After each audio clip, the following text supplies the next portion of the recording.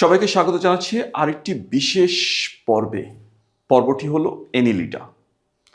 ইহা ৬ নাম্বার পর্ব, P6। Latin শব্দ এনুলাস থেকে নাম এসেছে এনিলিডা। এনুলাস অর্থাৎ ছোট রিং বা আংটি, আর ওয়াইডার শব্দের অর্থ হচ্ছে টু ফর্ম, আকৃতি বা উৎপত্তি। এই এনিলিডা শব্দটির নামকরণ করেন বিজ্ঞানী ল্যামার্ক 1809 সালে, এবং সমগ্র পৃথিবীতে এর আবিষ্কৃত প্রজাতি, মানে এখন পর্যন্ত শনাক্তকৃত প্রজাতি 17,388টি। এর মধ্যে বাংলাদেশে পাওয়া যায় মাত্র 97টি প্রজাতি। এনিলিডা, জুক্যাচুনেরিস এই ধরনের প্রাণীগুলো এই পর্বে অন্তর্ভুক্ত। দেখো, এই পর্বের প্রাণীর সাথে নেমাটোডা পর্ব, অর্থাৎ প্রাণী জগতের চতুর্থ পর্ব, নেমাটোডা পর্বের সাথে কিন্তু মিল রয়েছে। নেমাটোডার দেহ ছিল নলাকার, এই পর্বের প্রাণীর দেহ নলাকার, কিন্তু পার্থক্য রয়েছে এই পর্বের প্রাণীর মধ্যে। দেখো, দেহের মধ্যে খণ্ডক বিদ্যমান। এরা খণ্ডায়িত প্রাণী, প্রকৃত খণ্ডকযুক্ত প্রাণী। তাদের ত্বককে যদি আমরা বাইরের থেকে তুলে ফেলি, পাতলা পর্দাটাকে যদি আমরা তুলে ফেলি, তাহলে দেখা যাবে এই খণ্ডকগুলা ভিতরেও দেখা যাবে। এই জন্য তাদেরকে বলা হয় প্রকৃত খণ্ডায়িত প্রাণী। তাহলে চলো আমরা এই পর্বের প্রাণীগুলোর বৈশিষ্ট্যগুলো আগে একটু বোঝার চেষ্টা করি। চলো দেখি এই পর্বের শনাক্তকারী বৈশিষ্ট্যগুলো। প্রথম বৈশিষ্ট্য হলো নেফ্রিডিয়া, একবচনে নেফ্রিডিয়াম। তাদের ত্বকের প্রত্যেকটি খণ্ডক থেকে বিশেষ পেঁচানো ত্বকুদ্ভূত রেচননালী দেখা যায়, যাকে বলা হয় নেফ্রিডিয়া, একবচনে নেফ্রিডিয়াম। এই পর্বের প্রাণীগুলোকে তুমি হাত দিয়ে দেখবা, গায়ের মধ্যে সবসময় সিক্ত বা ভেজা ভেজা একটা ভাব। তাহলে কি করতেছে? তারা প্রতিনিয়ত তাদের রেচন পদার্থ ক্ষরণ করতেছে।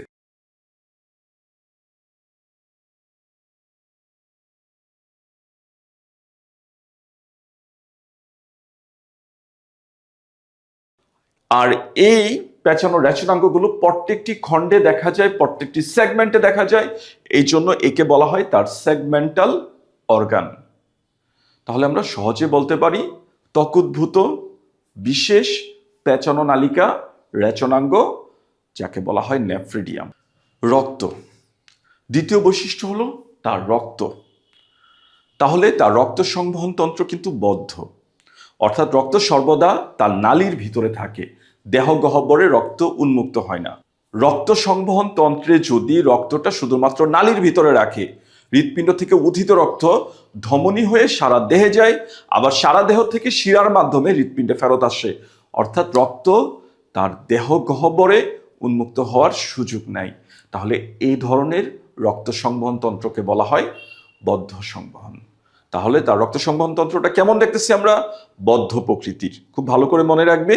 এবং রক্ত রসে, মনোযোগ দিয়ে শোনো, রক্ত রসে, রক্ত কণিকাতে নয় কিন্তু, রক্ত রসে বিশেষ কতগুলো রক্ত রঞ্জক থাকে। যেমন লাল বর্ণের হিমোগ্লোবিন, যা আমাদেরও রয়েছে, নীল বর্ণের হিমোসায়ানিন, খয়েরি বর্ণের ক্লোরোকুয়েরিন, লাল বর্ণের হিমোএরিথ্রিন। এই ধরনের রক্ত রঞ্জক রক্ত রসে বিদ্যমান। পরবর্তী বৈশিষ্ট্য হলো খণ্ডায়ন। দেহের প্রায় প্রত্যেক অংশে একই রকম অংশের পুনরাবৃত্তি, অর্থাৎ দেহের কিছু অংশ পরপর প্রকৃত খণ্ডকে তার দেহ খণ্ডায়িত। যে খণ্ডকগুলো বাইরের থেকে দেখা যাচ্ছে, দেখো প্রকৃত খণ্ডকগুলো এরকমই হয়, বাইরের থেকেও দেখা যায়। এবং তুমি যদি তার চামড়াটাকে তুলে ফেলো, তাহলে দেখবা ভিতরের দিকেও তার একই রকম, অর্থাৎ তার ভিতরের যে সেগমেন্ট, তার ভিতরে খণ্ডকগুলো একই রকমের, অর্থাৎ অন্তঃখণ্ডকও রয়েছে। তাহলে দুই ধরনের খণ্ডক থাকলে তাকে আমরা বলি প্রকৃত খণ্ডক। দেহ অসংখ্য প্রকৃত খণ্ডকে খণ্ডায়িত। যেমন জুকের মধ্যে 33টি খণ্ডক থাকে, আর এই কেঁচুর মধ্যে 150 থেকে 200টি খণ্ডক থাকে। নেরিসের মধ্যে এরকম একাধিক খণ্ডকে তার দেহ খণ্ডায়িত।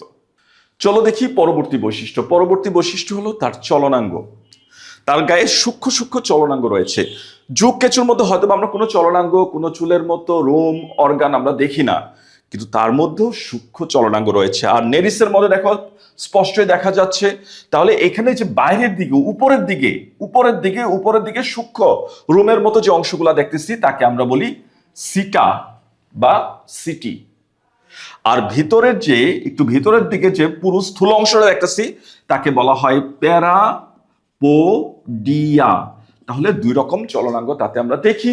সূক্ষ্ম আণুবীক্ষণিক হলে তাকে আমরা বলি সিটা বা সিটি, আর যদি স্থূল প্রকৃতির হয় তাকে আমরা বলি প্যারাপোডিয়া। চলনাঙ্গ কাইটিনময় সিটা বা সিটি ও প্যাশল স্থূল প্যারাপোডিয়া, এই দুই ধরনের চলনাঙ্গ দেখা যায়। শেষের বৈশিষ্ট্য হলো লার্ভা। জীবনচক্রে মুক্ত সাঁতারু, অর্থাৎ অপত্য দশায় তার মুক্ত সাঁতারু দশা ট্রোকোফোর দশা দেখা যায়। তাহলে জাস্ট এইটুকুই মনে রাখবা, তার লার্ভাটার নাম একটাই নাম, ট্রোকোফোর লার্ভা। জীবনচক্রে মুক্ত সাঁতারু ট্রোকোফোর লার্ভা দেখা যায়।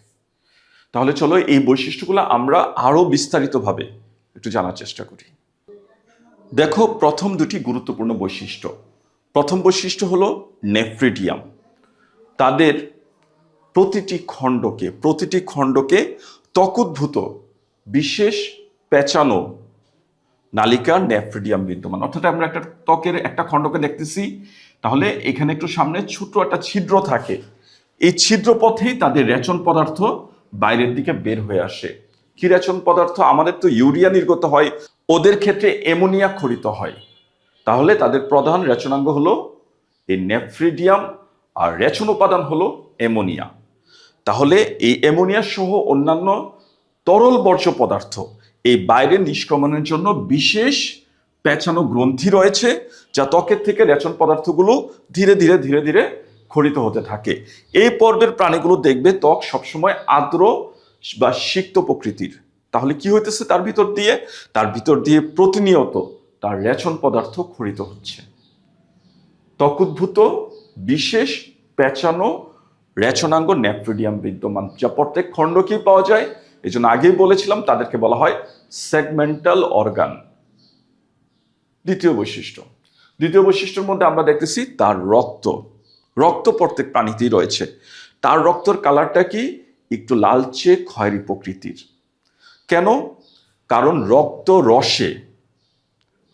রসে তার বিশেষ কিছু রক্তরঞ্জক থাকে। কি কি রক্তরঞ্জক? হিমোগ্লোবিন আমাদের মতো ওরও রয়েছে, লাল বর্ণের হিমোগ্লোবিন, হিমোসায়ানিন নীলচে প্রকৃতির হিমোসায়ানিন। তার আরেকটি লাল বর্ণের রঞ্জক পদার্থ রয়েছে হিমোএরিথ্রিন, এবং বেগুনি কালারের একটি বিশেষ রক্তরঞ্জক ক্লোরোকুয়েরিন নামক রক্তরঞ্জক তার মধ্যে বিদ্যমান। সব মিলিয়ে তার রক্তের বর্ণ আমরা কেমন দেখি? একটু লালচে খয়েরি প্রকৃতির বা কালচে লাল প্রকৃতির। এই ধরনের বিশেষ রক্ত তাতে দেখা যায়। এবং রক্ত সংবহন তন্ত্র বদ্ধ, আমাদের মতো উন্নত প্রাণীর মতো তার রক্ত সংবহন তন্ত্র বদ্ধ। রক্ত সবসময় নালীর ভিতরেই সীমাবদ্ধ থাকে। তার পেটের ভিতরে, তার ফাঁপা স্থানে, তার দেহ গহ্বরে রক্ত কখনো উন্মুক্ত হয় না। এই ধরনের রক্ত সংবহনকে আমরা বলি উন্মুক্ত সংবহন না, এই ধরনের রক্ত সংবহনকে আমরা বলি কি? বদ্ধ সংবহন। আর্থ্রোপোডা পর্বে পাওয়া যায় উন্মুক্ত সংবহন, কিন্তু এই অ্যানিলিডা পর্বের প্রাণীর রক্ত সংবহন তন্ত্র কেমন? বদ্ধ প্রকৃতির। তাহলে বৈশিষ্ট্যটি মনে রাখবে। পরবর্তী বৈশিষ্ট্য হলো খণ্ডায়ন। দেহ অসংখ্য প্রকৃত খণ্ডকে খণ্ডায়িত। অর্থাৎ আমরা যে খণ্ডকগুলো দেখতেছি, তার বডির মধ্যে যে খণ্ডকগুলো দেখতেছি, যে এক একটা খণ্ডক একই রকম অংশের পুনরাবৃত্তি, তাহলে এই ধরনের অংশকে বলা হয় খণ্ডায়ন। যে খণ্ডকটা আমরা বাইরে থেকেও দেখতেছি, আমরা যদি তার চামড়াটাকে তুলে ফেলি তাহলে তার ভিতরেও দেখব একই রকম অংশের পুনরাবৃত্তি।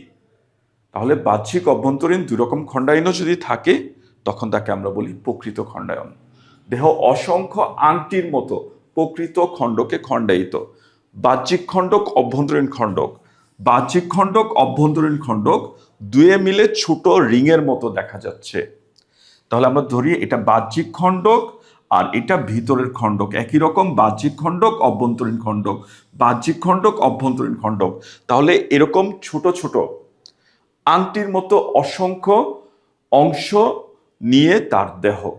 এই জন্যই বলা হয় এই আংটির মতো প্রকৃত খণ্ডকে তার দেহ খণ্ডায়িত।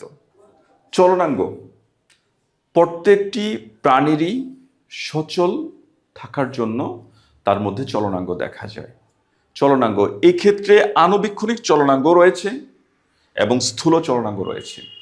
তাহলে যে চলনাঙ্গগুলো আণুবীক্ষণিক দেখা যায় না, যেমন যুগ কেঁচুতে চলনাঙ্গ বাইরে থেকে দেখা যায় না, কিন্তু এর মধ্যেও সূক্ষ্ম আণুবীক্ষণিক কাইটিন নির্মিত চলনাঙ্গ রয়েছে যাকে বলা হয় সিটা বা সিটি।